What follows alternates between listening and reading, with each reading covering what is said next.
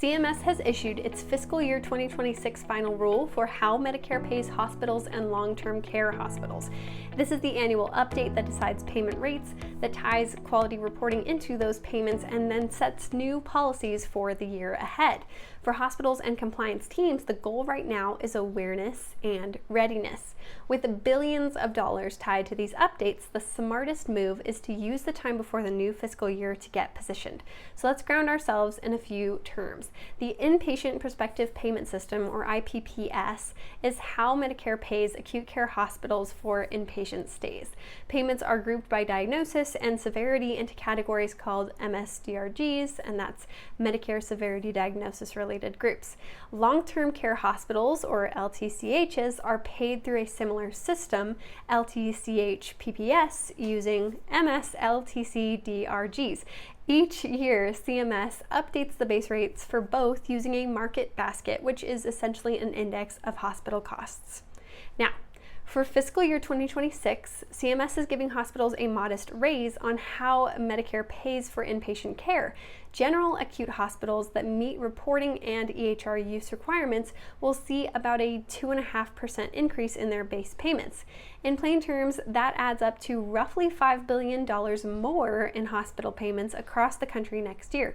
About $2 billion of that is directed to hospitals caring for large numbers of low-income patients, and nearly $200 million is set aside for new medical technologies.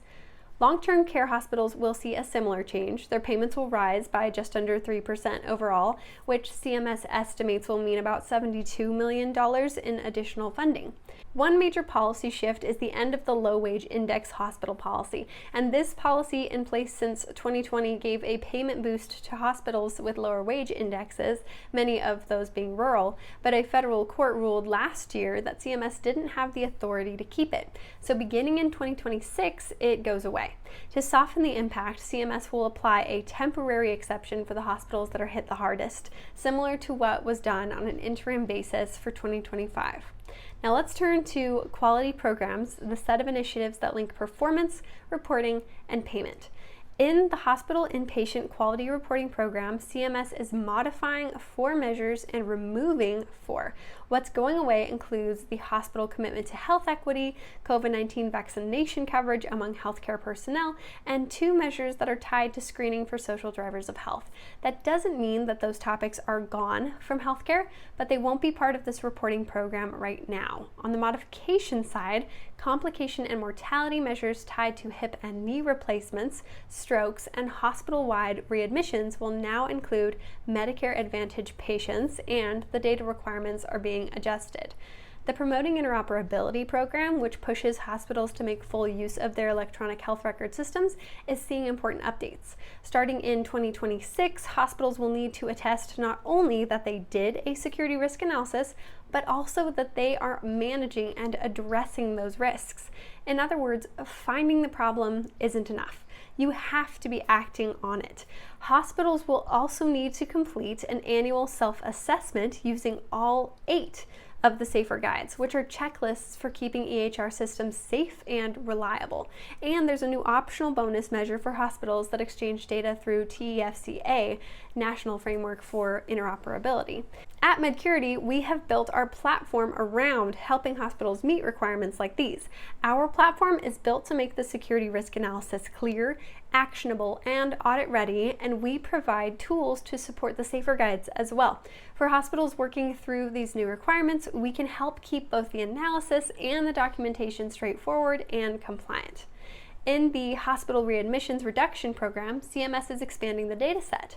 Hospitals will now be evaluated on readmissions for both Medicare fee-for-service and Medicare Advantage patients. The performance period is being shortened from 3 years to 2, meaning results will show up more quickly, and exclusions tied to COVID-19 cases are being removed, signaling a shift back to standard baselines. The Hospital Value-Based Purchasing Program is also being updated.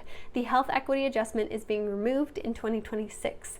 CMS is making technical updates to complication and mortality measures, including incorporating patients with COVID-19 diagnoses, and has laid out performance standards all the way through 2031. In the Hospital Acquired Condition, or HAC, reduction program, which reduces payment by 1% for hospitals in the worst performing quartile, CMS is expanding the window for hospitals to request exceptions for extraordinary circumstances, and it's updating infection measures to reflect a new baseline year.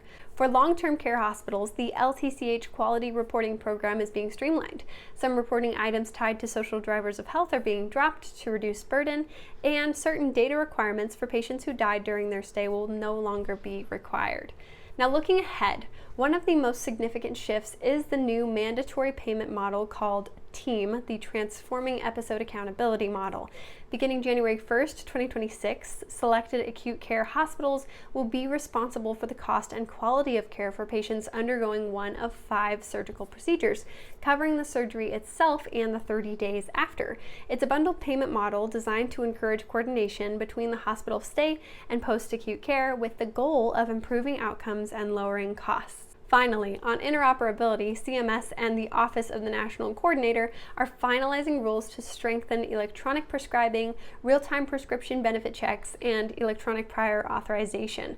The intent is to cut administrative delays and to give patients quicker access to needed care while moving healthcare closer to true seamless data exchange. So, what should hospitals take away from this final rule? First, there are meaningful payment increases available, but they come with expectations, reporting quality data, strengthening EHR resilience, and actively managing risks. Second, some policies that had been in place, like the low wage index adjustment, are ending, with only temporary exceptions. Third, bundled payment models like TEAM are no longer just proposals. These are becoming reality, and hospitals need to start planning for them. And fourth, interoperability and data quality remain at the forefront, and CMS is looking for clear progress. The bottom line is this: rules are changing and hospitals need to be ready. The Fiscal Year 2026 IPPS and LTCH PPS final rule affects payments, quality programs, reporting, and technology, and nearly every hospital in the country will feel some impact. The best step forward is to bring finance, compliance, and IT leaders together, review the changes, and to make a plan now. Thanks for listening today. At Medcurity, our goal is to make complex regulatory updates like this clear and actionable for you. So if you have any questions, please reach out to our team. Stay safe and stay compliant.